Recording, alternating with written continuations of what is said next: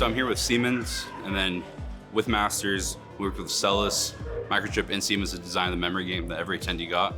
So that's what brought me here. It was a great partnership, going through the whole platform of our tools, your tools, or your products, and the Celis tools.